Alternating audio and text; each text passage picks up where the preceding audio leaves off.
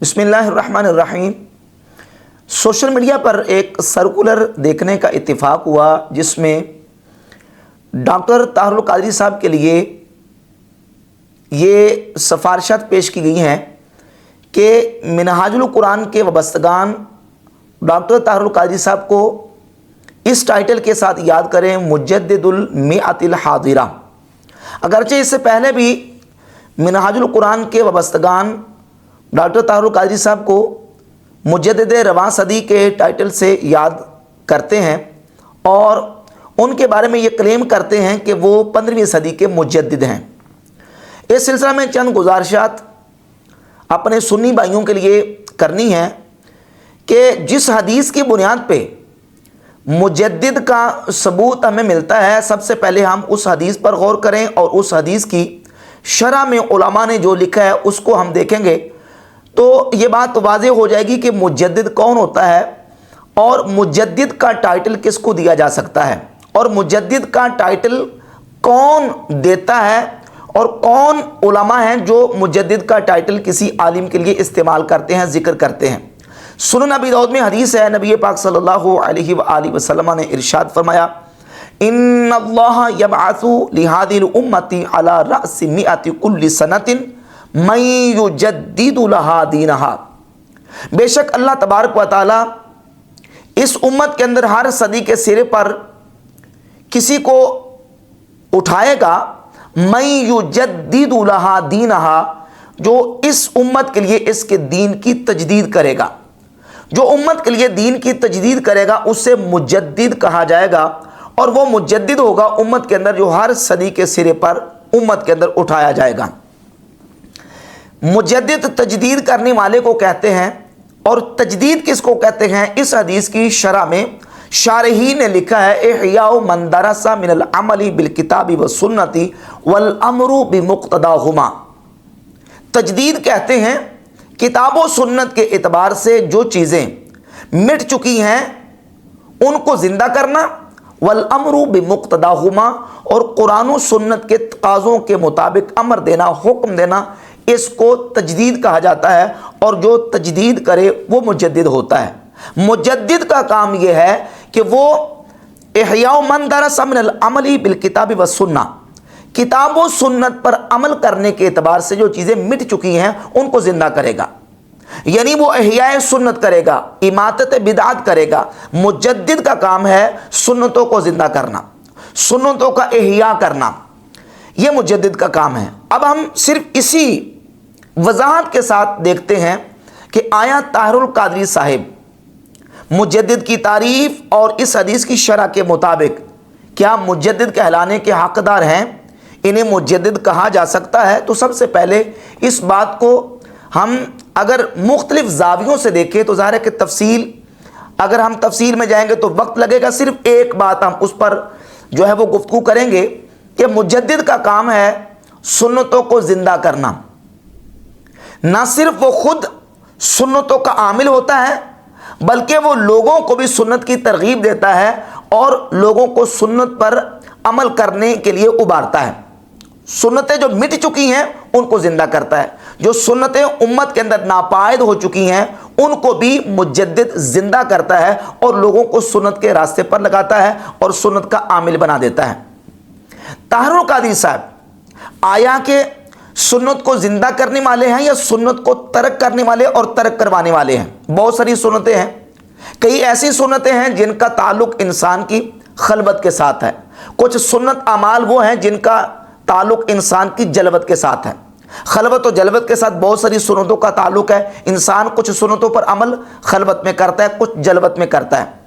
अब हम खलवत के मामला तो ज़ाहिर है कि इंसान जानता है या उसका रब जानता है कि क्या मामला है। अब जलवत की हद तक जिन सुन्नतों का ताल्लुक़ है उनमें से भी बहुत सारी सुन्नतें हैं। उनमें से एक वो सुन्नत जो बिल्कुल जब किसी के साथ बंदा फेस टू फेस मुलाकात करता है, बिलमुशाफा जब किसी के सामने आता है तो सबसे पहले इंसान की जिस सुन्नत पर इंसान की नज़र पड़ती है वो उसका चेहरा और चेहरे पर सजी हुई दाढ़ी है। हम दाढ़ी की बात इसरार के साथ बार बार इसलिए करते हैं, सुन्नतें और भी हैं लेकिन सबसे पहले इंसान के चेहरे पर नज़र पड़ती है और सुन्नत जो सामने उसकी नजर आती है वो है दाढ़ी। सवाल ये पैदा होता है कि आया कि ताहिरुल कादरी ने इस सुन्नत को जिंदा किया है या ख़त्म किया है, और इस सुन्नत से अपने मानने वालों को जो है वो पीछे हटाया है। यही डॉक्टर ताहिरुल कादरी साहब, इनकी पुरानी तस्वीर इस बात का मुंह बोलता सबूत है और इस पर शाहिद और गवाह हैं कि ताहिरुल कादरी साहब ने खुद पहले सुन्नत के मुताबिक दाढ़ी रखी हुई थी। इनकी पुरानी तस्वीर मौजूद थी। सवाल ये पैदा होता है कि ताहिरुल कादरी साहब ने जब पहले दाढ़ी पूरी कुब्जा रखी हुई थी वो सुन्नत समझ के रखी थी या उसको वैसी शौकिया तौर पर, आदत के तौर पर रखा था? तो यकीनन सुन्नत समझ के रखा था और सुन्नत ही के तरीके पर अमल करते हुए दाढ़ी जो है वो पूरी इन्होंने भरपूर रखी हुई थी। फिर बाद में आहिस्ता आहिस्ता दाढ़ी जैसी सुन्नत वो कम होती होती फिर वो खशखशी दाढ़ी तक पहुंच गई। और बाकी इनके मुतअल्लिकीन और मुतवस्सिलीन में से इदारा मिनहाजुल कुरान के वबस्तगान में से बहुत सारे ऐसे हैं कि जो पहले मुकम्मल पूरी सुन्नत पर आमिल थे लेकिन बाद में उन्होंने भी इस सुन्नत को तर्क कर दिया। हम इस बात में नहीं पढ़ते कि दाढ़ी रखना सुन्नत है या वाजिब है। हम सिर्फ इतनी बात को देखते हैं कि नबी पाक सल्लल्लाहु अलैहि वसल्लम की जो मुबारक सुन्नत है दाढ़ी वो कितनी थी। आप सल्लल्लाहु अलैहि वसल्लम की जो दाढ़ी शरीफ थी वो कितनी थी, सुन्नत कितनी है, वाजिब है या सुन्नत है, कितनी वाजिब है कितनी सुन्नत है, इस बात को हम कतई नजर करके सिर्फ इसी पर बात करते हैं कि नबी पाक अलैहिस्सलाम के चेहरा मुबारक पे दाढ़ी शरीफ कितनी थी। आया जितनी ताहिरुल कादरी साहब ने रखी है ये सुन्नत है, या मिनहाजुल कुरान के वबस्तगान जितनी दाढ़ी रखते हैं खशखशी छोटी छोटी ये सुन्नत है, या कि नबी पाक सल्लल्लाहु अलैहि वसल्लम की जो मुबारक सुन्नत है दाढ़ी वो इससे ज़्यादा थी। शुमाइल की किताबों के अंदर उलमा ने, मुहद्दिसीन ने नबी पाक सल्लल्लाहु अलैहि वसल्लम का जो खुलिया मुबारक लिखा है, इमाम तिरमिज़ी रहमतुल्लाह तआला अलैह हदीस लेके आए कि रसूलुल्लाह सल्लल्लाहु अलैहि वसल्लम की दाढ़ी मुबारक मलअत नहरहू, आपके सीने अक़दस को भर देती थी, इतनी दाढ़ी मुबारक थी। बहुत सारी किताबों के अंदर है कि आप सल्लल्लाहु अलैहि वसल्लम की दाढ़ी शरीफ गनी थी, बारी थी, गनी दाढ़ी थी। और इमाम तिरमिज़ी शुमाइल के अंदर लेके आए कद मलअत नहरहू, नबी पाक सल्लल्लाहु अलैहि वसल्लम की जो दाढ़ी मुबारक थी वो सीने को भर देती थी। अब उलमा ने इसकी शरह में लिखा कि सीने से मुराद नहर उला, ये नहर उला सीने का ऊपर वाला हिस्सा वो उसको दाढ़ी शरीफ भर देती थी। तो इतनी दाढ़ी मुबारक थी कि सीने के ऊपर वाले हिस्से को भर देती थी। अब ताहिरुल कादरी साहब इस हदीस के मुताबिक और नबी पाक अलैहिस्सलातु वस्सलाम की इस सुन्नत के मुताबिक इनका चेहरा देख ले, क्या इनकी दाढ़ी सुन्नत के मुताबिक है? नहीं है। तो मुजद्दिद का काम है सुन्नतों को जिंदा करना। मिटा हुआ जो किताब सुन्नत के हवाले से अमल है उम्मत के अंदर उसको दोबारा से जिंदा करना, उम्मत को तरगीब देना कि इस अमल को किया जाए। और ताहिरुल कादरी साहब खुद भी और इनके साथ जो मुताल्लिक हो जाते हैं, इल्ला माशाअल्लाह, सबकी बात नहीं, तकरीबन बिलउम ऐसे होता है कि वो अगर दाढ़ी किसी की पूरी भी है सुन्नत के मुताबिक तो वो खशखशी छोटी करवा लेते हैं और फिर इस बात में पड़ जाते हैं कि वाजिब है कि वाजिब नहीं है। भाई इस बात को कतई नजर करके सिर्फ ये बताओ कि सुन्नत कितनी है। और जिस बंदे के बारे में आप शेखुल इस्लाम का, मुजद्दिदुल मियातिल हादिरा का टाइटल इस्तेमाल करने की सिफारिशात कर रहे हैं, क्या वो इस सुन्नत पर आमिल है? क्या वो इस सुन्नत को जिंदा करने वाला है, या इसके साथ मुतल्लिक होने वाले इस सुन्नत को छोड़ जाते हैं? इदारे का नाम है मिनहाजुल कुरान, कुरान का मनहज, कुरान का रास्ता। और उस इदारा मिनहाजुल कुरान का नाज़िम आला जिसको ताहिरुल कादरी साहब ने बनाया है, उनकी अपनी दाढ़ी कोई नहीं, सिरे से दाढ़ी है ही नहीं, क्लीन शेप, चट बिल्कुल, जो है वो चेहरा बिल्कुल साफ है और सिरे से उनकी दाढ़ी है ही नहीं। जो मिनहाजुल कुरान इदारे के नाज़िम आला है उनके सिरे से दाढ़ी नहीं है। और ताहिरुल कादरी साहब अपने इदारे का नाम भी मिनहाजुल कुरान रखे बैठे हैं और इनके लिए सिफारिशात हो रही हैं कि इनको मुजद्दिदुल मियातिल हादिरा का टाइटल और लक़ब दिया जाए। मुजद्दिद का काम क्या है? मुजद्दिद का काम है सुन्नत को जिंदा करना, इहया सुन्नत, इमातत बिदात। इस्लाम की पहली सदी के मुजद्दिद हज़रत उमर इब्न अब्दुल अजीज़ रहमतुल्लाह तआला अलैह, ये होता है मुजद्दिद कि जो सुन्नतों की इस अंदाज से तरवीजो इशाद करे, लोगों को सुन्नत की तरगीब दे। हज़रत सैयदना उमर बिन अब्दुल अजीज़ रहमतुल्लाह पहली सदी के मुजद्दिद, आपके सामने एक शख्स आया गवाही देने के लिए और उसने सिर्फ अपनी दाढ़ी के ये कोठे उखाड़े हुए थे, یہ نچلے والے ہونٹ کے سامنے جو بال ہیں، اس کے دائیں بائیں جو بال ہیں، اس کو کوٹھے کہتے ہیں اردو کے اندر، وہ اس سے اکھاڑے ہوئے تھے۔ امام غزالی رحمۃ اللہ علیہ نے احیاء العلوم کے اندر، اور امام ابو طالب مکی نے قوت القلوب کے اندر، اور دیگر جو سنن ابی داؤد کی شروحات ہیں ان کے اندر بھی یہ واقعہ موجود ہے کہ حضرت عمر بن عبدالعزیز رحمۃ اللہ علیہ نے صرف ان کوٹھوں کے اکھاڑنے والے کی گواہی کو رد فرما دیا، اس کو مردود الشہادت قرار دے دیا کہ یہ بندہ شہادت دینے کے قابل نہیں۔ داڑھی اس نے رکھی ہوئی تھی، داڑھی اس کی تھی، لیکن اس نے صرف یہ کوٹھے جو ہے وہ اکھیڑے ہوئے تھے، تو حضرت عمر بن عبدالعزیز مجدد پہلی صدی کے، انہوں نے اس شخص کی گواہی کو رد فرما دیا اور اس کو مردود الشہادت قرار دے دیا۔ یہ ہے مجدد کا کام کہ وہ سنتوں کا اس قدر متوالا ہوتا ہے، سنتوں کی اس قدر اشاعت اور ترغیب اور سنت کے معاملے میں اس قدر حساس ہوتا ہے کہ وہ تو اتنی چیز بھی برداشت نہیں کر رہے کہ کوئی شخص داڑھی رکھنے کے باوجود صرف اپنی داڑھی کے ان کوٹوں کو کھیڑے، تو حضرت عمر بن عبدالعزیز رحمۃ اللہ علیہ اس کی گواہی کو رد فرما رہے ہیں۔ اور 15ویں صدی کے مجدد صاحب جن کے لیے کہا جا رہا ہے کہ یہ مجدد ہیں، ان کے وابستگان کی طرف سے ان کی حالت یہ ہے کہ نہ خود اپنی سنت پوری، نہ اپنے متعلقین کو اس بات کی ترغیب کہ یہ سنت ہے اس کو زندہ کیا جائے، بلکہ ادارہ منہاج القرآن کے جو ناظم اعلیٰ ہیں وہ سرے سے داڑھی مڑے ہوئے ہیں اور ان کو اپنے ادارے کا ناظم اعلیٰ بنایا ہوا ہے۔ اب مجدد کا کام ہے کتاب و سنت کے اعتبار سے چیزوں کو جو ہے اس کی اشاعت کرے۔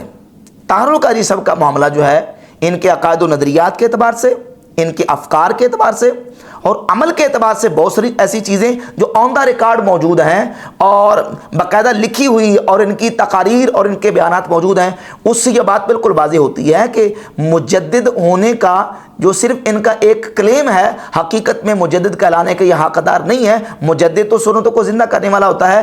2006 میں انہوں نے کرسمس ڈے کا کیک کاٹا عیسائیوں کو بلا کر، اور اس پروگرام کے اندر یہ اعلان کیا گیا کہ دنیا میں 3 بڑے مذہب ہیں، یہودی عقیدے کے ماننے والے، عیسائی اور مسلمان، یہ تینوں بلیورز میں یعنی اہل ایمان میں شمار ہوتے ہیں، ان میں سے کافر کوئی نہیں ہے۔ بلیورز اور نان بلیورز کی تقسیم ہوتی ہے تو یہودی عقیدے کے ماننے والے لوگ اور مسیحی برادری اور مسلمان، یہ 3 مذاہب بلیورز میں شمار ہوتے ہیں، یہ کفار میں شمار نہیں ہوتے۔ جبکہ واضح طور پر قرآن مجید فرقان حمید کے اندر اللہ رب العزت نے نصارہ کے کفر کو بیان کیا ہے، نصرانیوں کے کفر کو بیان کیا کہ وہ عیسیٰ علیہ السلام کو خدا کا بیٹا کہتے ہیں، خدا کہتے ہیں۔ سورۃ البینہ اٹھا کر دیکھ لیں، ان الذین کفروا من اہل الکتاب والمشرکین فی نار جہنم، کہ جو کافر ہوئے اہل کتاب میں سے اور مشرکین یہ جہنم کی آگ میں ہیں۔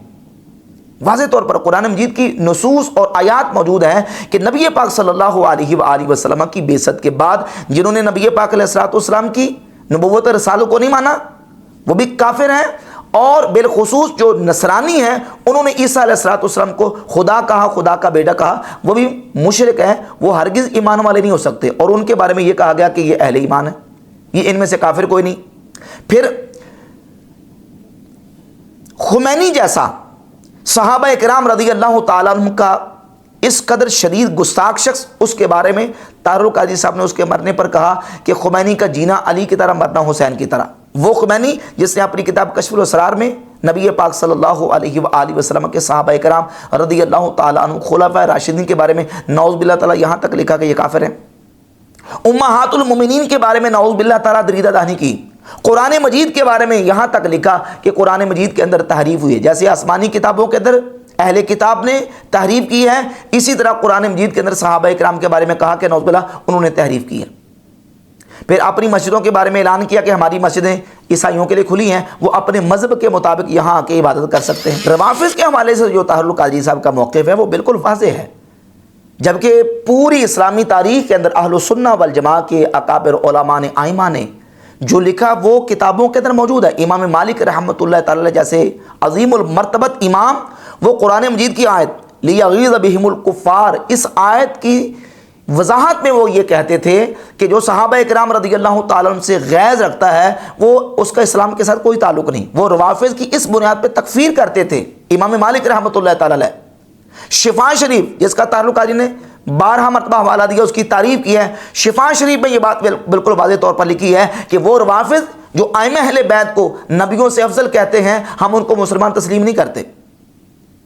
یہ اہل سنت کے آئمہ کا روافض کے بارے میں موقف ہے، لیکن طاہر القادری نے جو رافضیوں کے حوالے سے نرم گوشہ پیدا کیا اور روافض کے حوالے سے یہ دعویٰ کیا اور نعرے مارے کہ سنی اور یہ رافضی ایک ہیں اور جو ان کو دو کرے اس کو دو کر دو، اور یہاں تک سفارشات کی ہیں ایسے رافضیوں کے لیے کہ ان کو آیت اللہ کا ٹائٹل اور لقب دینا چاہیے، جو نبی پاک صلی اللہ علیہ وآلہ وسلم کے صحابہ کی گستاخی کرتے ہیں، بے ادبی کرتے ہیں۔ صدیق اکبر رضی اللہ تعالیٰ عنہ کو اس رافضی نے ظالم تک کہا، نعوذ باللہ۔ یہ جو بی بی کے ساتھ ہوا، ظلم ہوا، ستم ہوا بی بی کے ساتھ، فدق بی بی کا مسلمہ حق تھا جو رسول اللہ نے عطا کیا تھا، وہ لے لیا گیا۔